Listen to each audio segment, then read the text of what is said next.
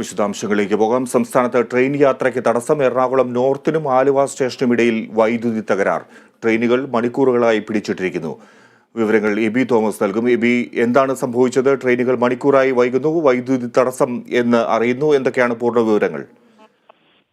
Fiji യാത്രക്കാരെ സംബന്ധിച്ച് വലിയ രീതിയിലുള്ള പ്രതിസന്ധിയാണ് രൂപപ്പെട്ടത്. ഇത് വൈകുന്നേരത്തോടു കൂടി എറണാകുളം ഭാഗത്ത് വലിയ രീതിയിലുള്ള കാറ്റും മഴയും, അത് മഴ ശക്തമായിരുന്നില്ലെങ്കിൽ കാറ്റ് വളരെ ശക്തമായിരുന്നു. അതിനെ തുടർന്ന് ഈ വൈദ്യുതി കമ്പികളിലേക്ക് മരം മറിഞ്ഞ് വീഴാനെ തുടർന്ന് ഈ വൈദ്യുതി തടസ്സം നേരിട്ടിരുന്നു. അതാണ് ഇത്തരത്തിൽ വലിയ എന്തായാലും ജനശതാബ്ദി ഉൾപ്പെടെയുള്ള ട്രെയിനുകൾ പിടിച്ചിടേണ്ട സ്ഥിതിയിലേക്ക് എത്തുകയായിരുന്നു. ഇപ്പോൾ ജനശതാബ്ദി ഡീസൽ എഞ്ചിൻ ഘടിപ്പിച്ച് യാത്ര തുടരുന്ന ഒരു സാഹചര്യത്തിലേക്ക് എത്തിയിട്ടുണ്ട്. ഇതിന് പിറകെ വരുന്ന ട്രെയിനുകളും ഇതേ നിലയിൽ തന്നെ ഈ കണ്ണൂർ ഭാഗത്തേക്ക്, അതായത് വടക്ക് ഭാഗത്തേക്ക് യാത്ര ചെയ്യേണ്ട ഒരു സാഹചര്യമാണ്. രണ്ട് ട്രാക്കുകൾ നമുക്കുണ്ടെങ്കിലും ഈ കണ്ണൂർ അല്ലെങ്കിൽ വടക്ക് ഭാഗത്തേക്ക് പോകുന്ന ട്രെയിനുകൾ പോകുന്ന ട്രാക്കിലാണ് പ്രശ്നം രൂക്ഷമായിരിക്കുന്നത്. ഈ തെക്ക് ഭാഗത്തേക്ക്, അതായത് തിരുവനന്തപുരം ഭാഗത്തേക്ക് വരുന്ന ട്രാക്ക് ഏതാണ്ട് ക്ലിയർ ആയിട്ടുണ്ട്.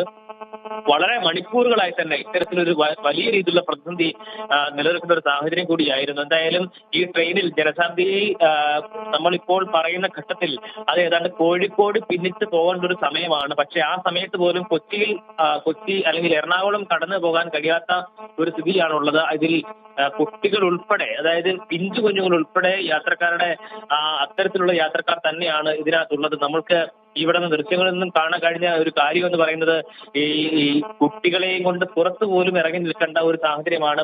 കാരണം ഈ വൈദ്യുതി ബന്ധമില്ലാത്തതിനെ കൊണ്ട് ഈ ഫാനുകളും തന്നെ പ്രവർത്തിക്കാൻ കഴിയാത്ത നിലയുണ്ടായിരുന്നു. അതിശക്തമായിട്ടുള്ള ചൂട് ഈ ട്രെയിനിന് ഉള്ളിൽ അനുഭവപ്പെടുന്ന ഒരു സാഹചര്യം ഉണ്ടായിരുന്നു. അങ്ങനെ ആളുകളൊക്കെ തന്നെ പുറത്തിറങ്ങി നിൽക്കേണ്ട വളരെ പ്രയാസകരമായിട്ടുള്ള സാഹചര്യം ഉണ്ടായിരുന്നു. ഇത് ഈ ഒരു സ്റ്റേഷൻ പരിധിയിലല്ലായിരുന്നു, സ്റ്റേഷന് ശേഷമാണ്, സ്റ്റേഷനിൽ നിന്ന് ട്രെയിൻ വിട്ടതിന് ശേഷമാണ് ഇത്തരത്തിലൊരു പ്രതിസന്ധി ഉണ്ടായത്. അതുകൊണ്ട് തന്നെ വലിയ രീതിയിലുള്ള ആൾതാമസമോ കട സൗകര്യങ്ങളോ ഒന്നും തന്നെ ഇല്ലാത്തൊരു സ്ഥലത്താണ് ട്രെയിൻ ഇത്തരത്തിൽ നിർത്തിയിടേണ്ട ഒരു അവസ്ഥയിലേക്ക് എത്തിയത്. അതുകൊണ്ട് തന്നെ ഈ ആളുകൾക്ക് കൃത്യമായ ഭക്ഷണം ഉൾപ്പെടെയുള്ള ഭക്ഷണം, വെള്ളം തുടങ്ങിയ കാര്യങ്ങളെല്ലാം തന്നെ ലഭ്യമാക്കുന്നതിന് വലിയ രീതിയിൽ പ്രതിസന്ധി ഉണ്ടായിരുന്നു. എന്തായാലും ഈ വാർത്തകൾ വന്നതിന് പിന്നാലെ റെയിൽവേ അതിൽ കൃത്യമായ രീതിയിൽ ഇടപെടൽ ഉണ്ടായിട്ടുണ്ട്. റെയിൽവേയുടെ ഭാഗത്തു നിന്നും ഇടപെടൽ ഉണ്ടായി എന്നുള്ളതാണ് ഏറ്റവും പ്രധാനപ്പെട്ട ഒരു കാര്യം. ഡീസൽ എഞ്ചിൻ ഘടിപ്പിച്ചുകൊണ്ട് തന്നെ ട്രെയിൻ യാത്ര തുടരാനുള്ള നടപടി എന്തായാലും റെയിൽവേ സ്വീകരിച്ചിരിക്കുന്നു. ജനശതാബ്ദി അത്തരത്തിൽ കൊച്ചിയിൽ നിന്നും ഡീസൽ എഞ്ചിൻ ഘടിപ്പിച്ചുകൊണ്ട് യാത്ര ആരംഭിക്കുകയാണ്. അതിനുള്ള നടപടികൾ എന്തായാലും പൂർത്തിയായിട്ടുണ്ട്. പക്ഷേ ഇതിന് പിന്നാലെ വരുന്ന ട്രെയിനുകളെല്ലാം തന്നെ സമാന രീതിയിലുള്ള പ്രതിസന്ധി നേരിടുന്ന ഒരു സാഹചര്യമാണ്. വളരെ വേഗം തന്നെ ഇതിനുള്ള നടപടികൾ സ്വീകരിച്ച് ഈ പ്രശ്നം പരിഹരിക്കാനുള്ള ശ്രമം റെയിൽവേയുടെ ഭാഗത്തു നിന്നും ഉണ്ടാകുന്നുണ്ട്. പക്ഷേ നിലവിൽ ഒരു ട്രാക്കിൽ മാത്രമാണ് ഗതാഗതം കൃത്യമായ രീതിയിൽ നടക്കുന്നത്. നേരത്തെ ഈ തിരുവനന്തപുരം ഭാഗത്തേക്ക്, അതായത് കോട്ടയം വഴിയുള്ള സർവീസിൽ നിലമ്പൂർ എക്സ്പ്രസ് അവിടെ നിന്ന് വരേണ്ട ഒരു ട്രെയിനാണ്.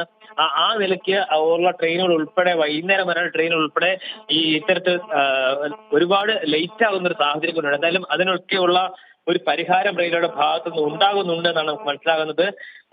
ഈ ഡീസൽ ഘടിപ്പിച്ചുകൊണ്ടാണ് ഇപ്പോൾ ജനശതാബ്ദി യാത്ര പുനരാരംഭിക്കുന്നത്. വിജി, എബി, തിരിച്ചെത്താം. ഒരു റെയിൽവേ ജീവനക്കാരന്റെ ഒരു പ്രതികരണം കണ്ട ശേഷം.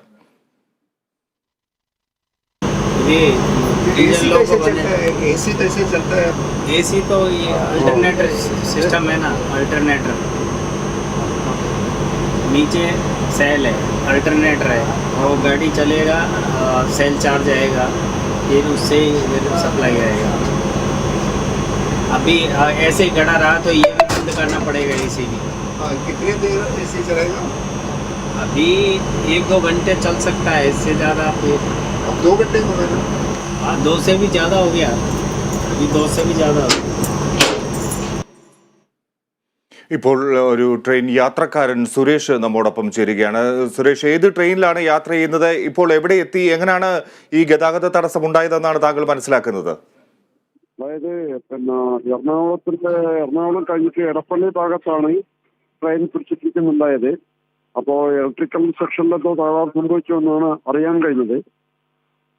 വണ്ടിയിൽ TTR ഒക്കെ ഉണ്ട്, അവർക്കൊന്നും കൃത്യമായ വിവരങ്ങളൊന്നും ഉണ്ടായില്ല. പക്ഷേ ട്രെയിൻ ഇപ്പോൾ എടപ്പള്ളിയിൽ നിന്നും എല്ലാം മൂവ് ചെയ്ത് തുടങ്ങിയിട്ടുണ്ട്. പക്ഷെ പ്രശ്നം പരിഹരിച്ചതായിട്ട് വിവരങ്ങളൊന്നുമില്ല. താങ്കൾ ഏത് ട്രെയിനിലാണുള്ളത്? ഞാൻ ജനശതാബ്ദിയിലാണുള്ളത്. കണ്ണൂർ ജനശതാബ്ദി. എത്ര മണിയോടുകൂടിയാണ് ഈ തടസ്സമുണ്ടായത്? ഏകദേശം ഒരു 7 മണിക്കാണ് ഏകദേശം എറണാകുളത്ത് നിന്ന് വണ്ടി വിട്ടത്. ഒരു 7:10 മുതൽ 7:20 മുതൽ തടസ്സം ഉണ്ടായി. എങ്ങനെയാണ് ഈ യാത്രക്കാരുടെ ദുരിതം? ട്രെയിനകത്ത് വെളിച്ചവും സംവിധാനങ്ങളും വെള്ളവും വെളിച്ചവും ഒക്കെ ഉണ്ടായിരുന്നോ? ഭക്ഷണവും ഒക്കെ കഴിക്കാനുള്ള സാഹചര്യമുണ്ടോ? അത്തരത്തിൽ യാത്രക്കാർക്ക് എത്രമാത്രം ദുരിതം ഉണ്ടാക്കിയിട്ടുണ്ട് ഈ ഒരു തടസ്സം? AC കമ്പാർട്ട്മെന്റുകളിലടക്കം പിന്നെ ട്രെയിനകത്തെ വൈദ്യുതി ബന്ധം വിച്ഛേദിക്കപ്പെട്ടിട്ടില്ലായിരുന്നു. അതുകൊണ്ട് തന്നെ AC അടക്കമുള്ള സംവിധാനങ്ങൾ, ലൈറ്റ്, മറ്റു കാര്യങ്ങളൊക്കെ സജീവമായിട്ട് തന്നെയായിരുന്നു ഉണ്ടായിരുന്നത്. പക്ഷേ നിരവധി യാത്രക്കാർ മലബാർ മേഖലയിലൊക്കെ യാത്ര ചെയ്യേണ്ടുന്ന യാത്രക്കാർ, അവരുടെ കണക്റ്റഡ് മറ്റു വണ്ടികളെയൊക്കെ പിന്നെ അവിടെ കാത്തു നിൽക്കുന്ന അടക്കമുള്ള കാര്യങ്ങളുള്ളതുകൊണ്ട് എല്ലാവരും വലിയ വിഷമത്തിൽ തന്നെയാണുള്ളത്. എന്തായാലും ഈ തടസ്സം നേരിട്ട് കഴിഞ്ഞപ്പോൾ നിങ്ങൾ എന്താണ് മനസ്സിലാക്കിയത്? ഏറെ നേരമായിട്ടും ട്രെയിൻ മുന്നോട്ട് പോകാത്ത സാഹചര്യത്തിൽ യാത്രക്കാരുടെ ഒരു ആശങ്ക എന്തായിരുന്നു? യാത്രക്കാരുടെ ഒരു ആശങ്ക എന്താണെന്ന് വെച്ച് കഴിഞ്ഞാൽ, അവർ കൃത്യമായി വിവരങ്ങൾ കിട്ടാതെ, അതായത് ബുക്ക് ചെയ്തിട്ട് പോകുന്ന ട്രെയിനിൽ കൃത്യമായിട്ട് വിവരങ്ങൾ യാത്രക്കാർക്ക് ലഭ്യമാവാത്തൊരു പ്രശ്നമുണ്ട്. ടിക്കറ്റ് ബുക്ക് ചെയ്ത് പോകുന്ന, റിസർവേഷൻ ചെയ്ത് പോകുന്ന ആളുകൾക്ക് കൃത്യമായ വിവരങ്ങളില്ല. അത് TTR അടക്കമുള്ള ആളുകൾക്ക് കൃത്യമായ വിവരങ്ങൾ നൽകാൻ കഴിയുന്നില്ല എന്നുള്ളത് തന്നെയാണ് ഇതിന്റെ ഒരു ഏറ്റവും വലിയ ദുരന്തമായിട്ട് നമ്മൾ മനസ്സിലാക്കുന്നത്. ശരിയാണ്, പെട്ടെന്ന് തന്നെ വിവരം ലഭിക്കാൻ. അതിനുശേഷം എപ്പോഴാണ് മനസ്സിലായത്, നിങ്ങൾ യാത്രക്കാർക്ക് എപ്പോഴാണ് ഇത് വ്യക്തമായത്? വൈദ്യുതി തകരാറാണ്, ട്രെയിൻ മുന്നോട്ട് പോകാൻ താമസമെടുക്കുമെന്ന് നിങ്ങൾക്ക് എപ്പോഴാണ് മനസ്സിലായത്? ശരിക്കും പാൻട്രി കാറിലെ ജീവനക്കാരുടെ അടുത്ത് നിന്നാണ് ഈ കൃത്യമായ വിവരങ്ങൾ കിട്ടിയത്. അതായത് വൈദ്യുതി തകരാറാണ് എന്നുള്ളത്. AC മെക്കാനിക്കാണ് ആദ്യമായിട്ട് പറഞ്ഞത് വൈദ്യുതി തകരാറാണെന്ന് പറഞ്ഞത്.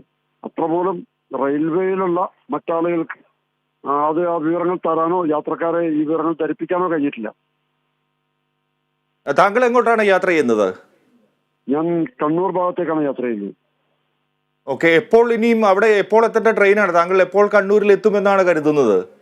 ഇത് ഏകദേശം 2-2.5 മണിക്കൂറോളം വൈകിട്ടുണ്ടെന്നാണ് മനസ്സിലായത്. ഇനിയിപ്പോൾ അത് ഒരു 4 മണിയോടുകൂടി എത്തുമെന്നാണ് നമ്മൾ വിചാരിക്കുന്നത്. നമുക്കറിയാം ഡബിൾ ഡെയിനൊക്കെ ഉണ്ട്, പക്ഷേ ഈ ട്രെയിനുകൾ ഇങ്ങനെ ഒരു ട്രെയിൻ വൈകിയാൽ പുറകെ വരുന്ന ട്രെയിനുകളും അല്ലെങ്കിൽ ഇരുഭാഗത്തേക്കുമുള്ള ട്രെയിനുകൾ വൈകാൻ സാധ്യതയുണ്ട്. താങ്കൾ മനസ്സിലാക്കുന്നത് സംസ്ഥാനത്ത് പലയിടത്തും ട്രെയിനുകൾ വൈകി ഓടുന്നുണ്ട് എന്നുള്ളൊരു വിവരം നമുക്കുണ്ട്. അത്തരത്തിൽ എന്തെങ്കിലും പങ്കുവെക്കാനാകുമോ താങ്കൾക്ക്? ഇല്ല, ഞങ്ങൾ ട്രെയിൻ തന്നെയാണുള്ളത്. ശരിക്കും മലബാർ ഭാഗത്തേക്കുള്ള ട്രെയിനുകളാണ് വൈകിയിട്ടുള്ളത്. പടിഞ്ഞാറേക്കുള്ള ട്രെയിനുകൾ വൈകിട്ടില്ല. അത് റണ്ണിങ്ങിലാണുള്ളത് എന്നാണ് അറിയാൻ കഴിഞ്ഞത്.